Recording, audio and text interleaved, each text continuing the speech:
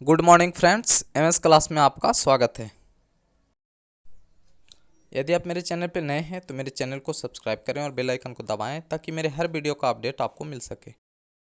आज मैं आप लोग के लिए बहुत ही महत्वपूर्ण प्रश्न लेकर आया हूं। आज का पहला प्रश्न है, डार्विन ने किस जहाज से विश्व भ्रमण किया? तो डार्विन ने जो है कि बीगल जहाज से विश्व का भ्रमण किया था।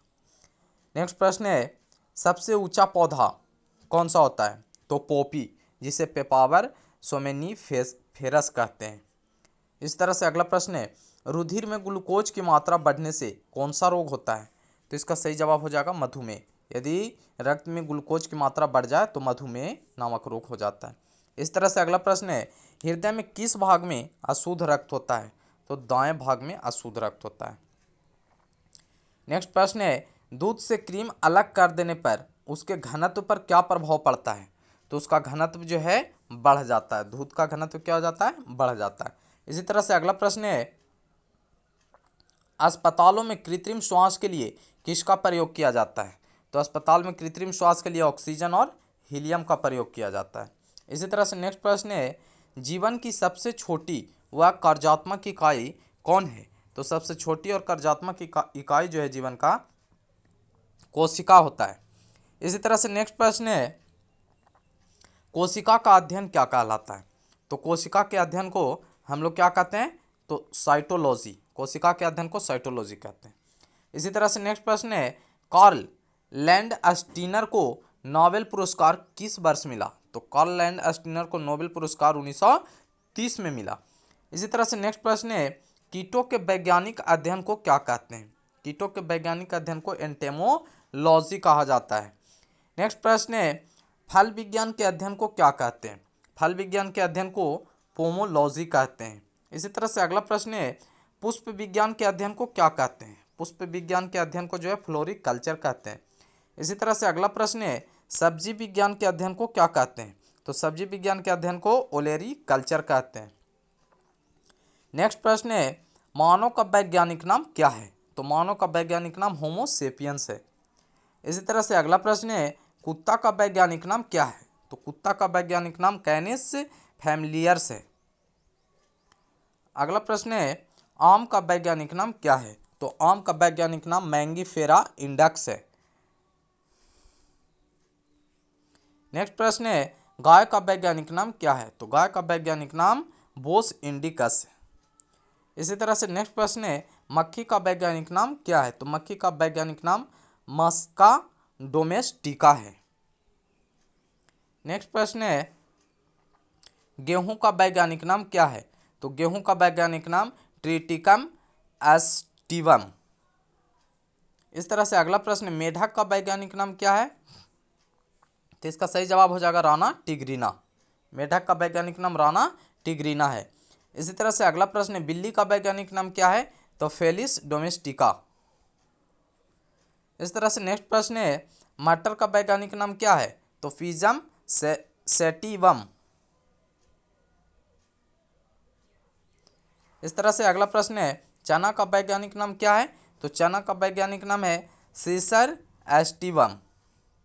इस तरह से नेक्स्ट प्रश्न है, प्रकाश संश्लेषण होता है, प्रकाश संश्लेषण किस में होता है? तो क्लोरोप्लास्ट में होता है। इस तरह से अगला प्रश्न है, दूध संतुलित आहार नहीं है क्योंकि इनमें क्या नहीं पाया जाता है? तो आयरन और विटामिन सी नहीं पाया जाता। किसमें? दूध में। इसलिए इसे संतुलित आहार नहीं माना जाता है। इस तरह से नेक्स्ट प्रश्न है, ग्रीन हाउस इफेक्ट का अर्थ क्या होता है? तो ग्रीन हाउस इफेक्ट का अर्थ है कि वायुमंडल में ग्रीन हाउस गैस के कारण तापमान का बढ़ना।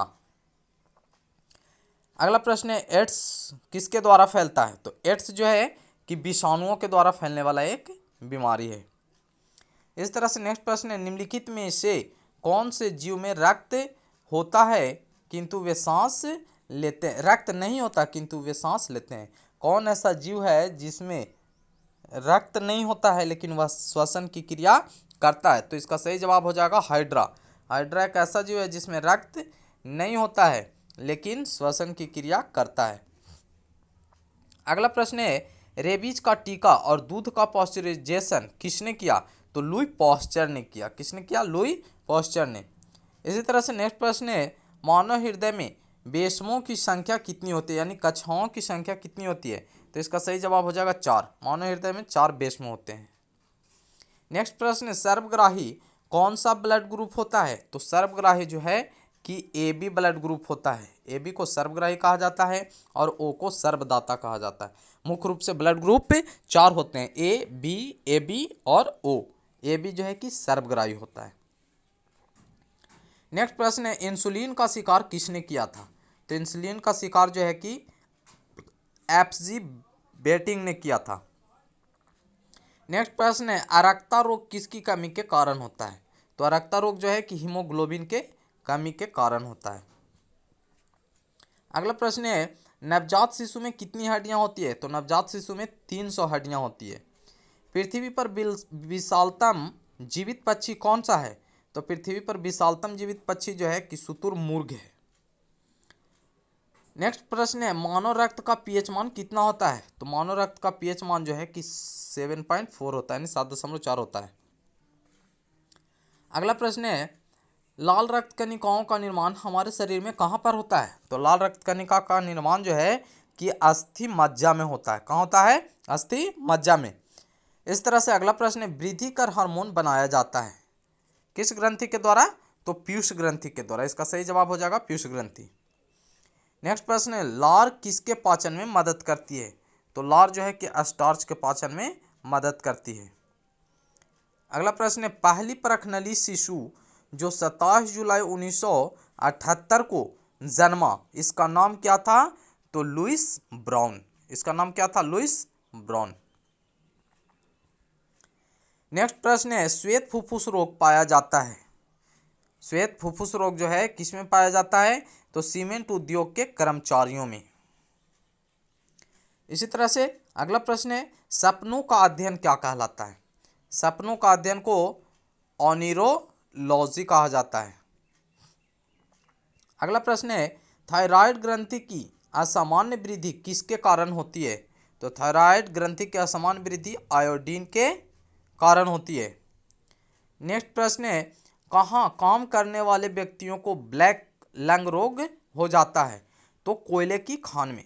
कोयले की खान में जो व्यक्ति काम करते हैं उसे ब्लैक लंग नामक रोग लग जाता है। नेक्स्ट प्रश्न है, पित्त जमा होता है कहाँ?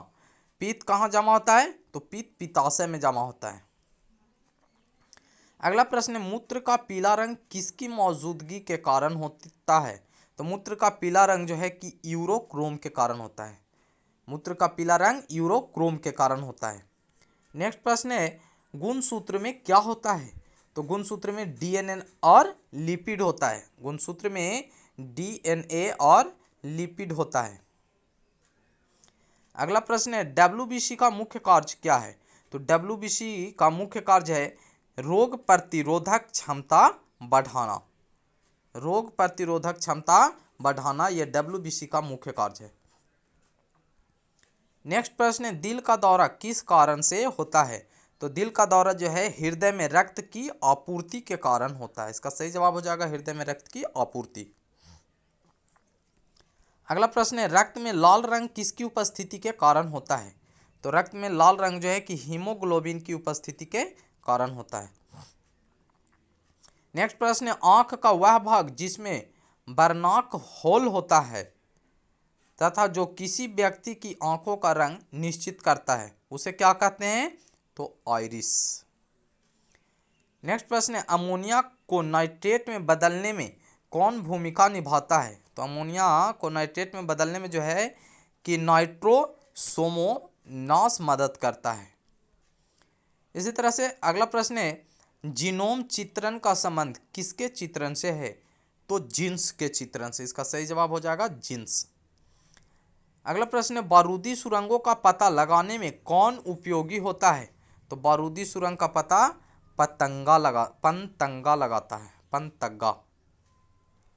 नेक्स्ट प्रश्न है, एजोला नीलहरित शैवाल एवं एल्फा लफा किस के रूप प्रयोग होता है?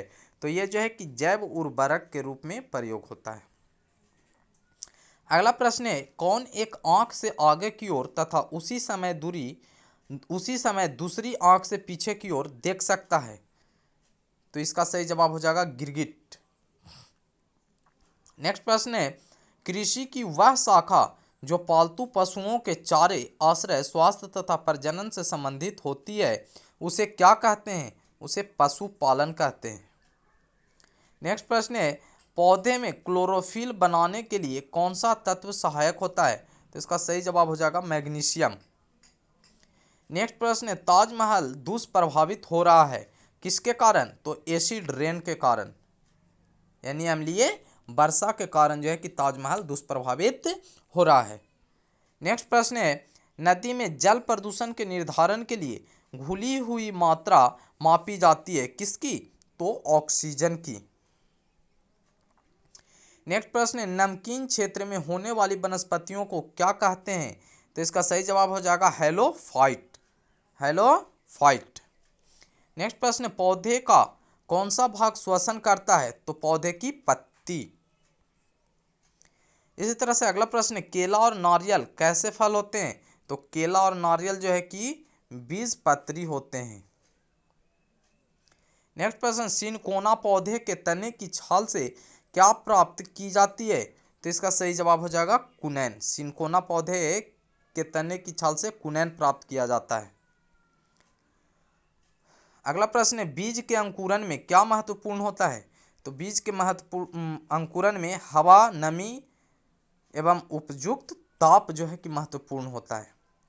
इस तरह से नेक्स्ट प्रश्न है, वृद्ध अवस्था के अध्ययन को क्या कहते हैं?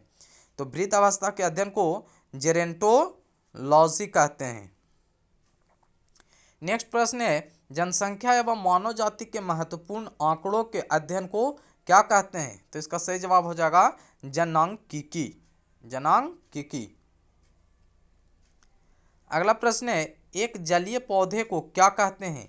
तो एक जलीय पौधे को हाइड्रोफाइट कहते हैं। नेक्स्ट प्रश्न है, हरे फलों को कृत्रिम रूप से पकाने हेतु कौन सी गैस का प्रयोग करते हैं? तो हरा फल को कृत्रिम रूप से पकाने के लिए एसिटिलीन गैस का प्रयोग किया जाता है।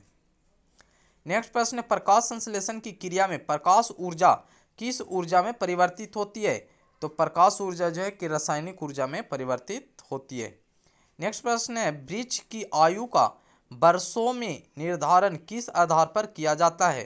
तो बलियों की संख्या समतापी प्राणियों में ताप का नियमन करने वाला। इसी तरह से अगला प्रश्न है, मस्तिष्क केंद्र क्या है? मस्तिष्क केंद्र जो है कि हाइपोथैलेमस ग्रंथि है। नेक्स्ट प्रश्न है, ईस्ट और मशरूम क्या होते हैं? तो ईस्ट और मशरूम को फफूंद कहा जाता है। अगला प्रश्न है, वयस्क मानव शरीर में हड्डियों की संख्या कितनी होती है? तो वयस्क मानव शरीर में हड्डियों की संख्या 206 होती है। नेक्स्ट प्रश्न, इन्फ्लुएंजा रोग किसके कारण होता है? तो इन्फ्लुएंजा रोग विषाणु से होता है, विषाणु के कारण इन्फ्लुएंजा रोग होता है। अगला प्रश्न है, जल में घुलनशील विटामिन कौन होता है? तो जल में घुलनशील विटामिन बी तथा सी होता है। यहाँ केवल सी दिया गया है, लेकिन विटामिन बी और सी दोनों जो है कि जल में घुलनशील होते हैं। अगला प्रश्न है, इंसुलिन का शिकार किसने किया था? तो इसका सही जवाब हो जाएगा एफ.जी. बेटिंग ने। अगला प्रश्न है, विटामिन सी का रासायनिक नाम क्या है?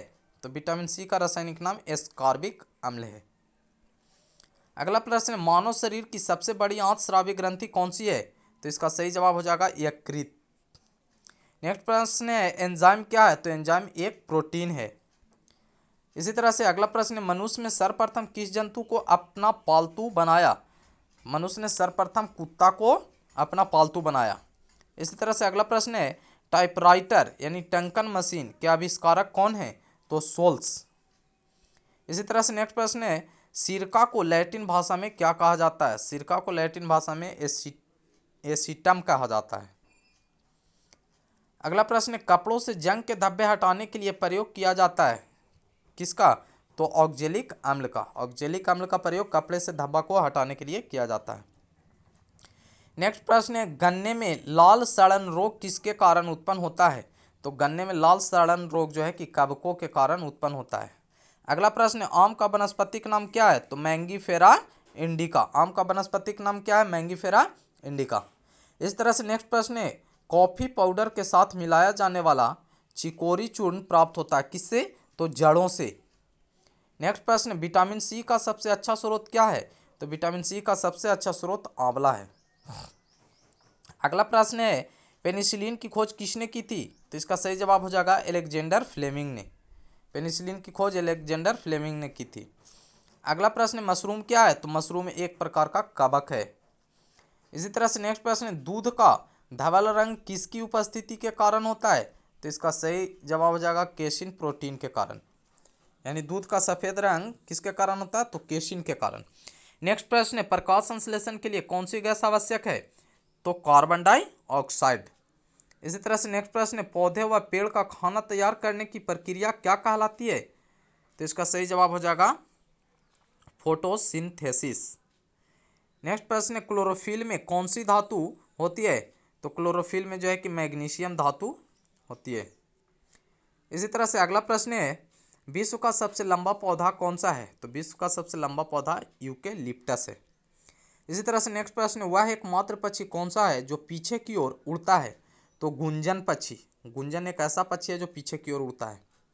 अगला प्रश्न है, फूलों के अध्ययन को क्या कहा जाता है? फूलों के अध्ययन को एंथोलॉजी कहा जाता है। इस तरह से नेक्स्ट प्रश्न, दूध का दही में जमने का कारण क्या है? तो लैक्टोबैसिलस जीवाणु। लैक्टोबैसिलस जीवाणु के कारण जो है कि दूध दही के रूप में परिवर्तित हो जाता है। नेक्स्ट प्रश्न, जुखाम का कारण क्या है? तो जुखाम का कारण विषाणु है। सही जवाब इसका विषाणु होगा। संसार में सबसे तेज बढ़ने वाला पौधा कौन सा है? तो बांस। बांस जो है सबसे तेज बढ़ता है। इसी तरह से अगला प्रश्न, मानव शरीर में खून के शुद्धिकरण की प्रक्रिया को क्या कहते हैं? तो मानव शरीर में खून की शुद्धिकरण की प्रक्रिया को डायलिसिस कहा जाता है। नेक्स्ट प्रश्न है, प्याज में खाद्य भाग को क्या कहते हैं? तो तना। प्याज का खाने योग्य भाग तना है। इसी तरह से अगला प्रश्न है, गुर्दे की कार्यात्मक इकाई क्या होती है? तो गुर्दे की कार्यात्मक इकाई नेफ्रॉन होती है। अगला प्रश्न है,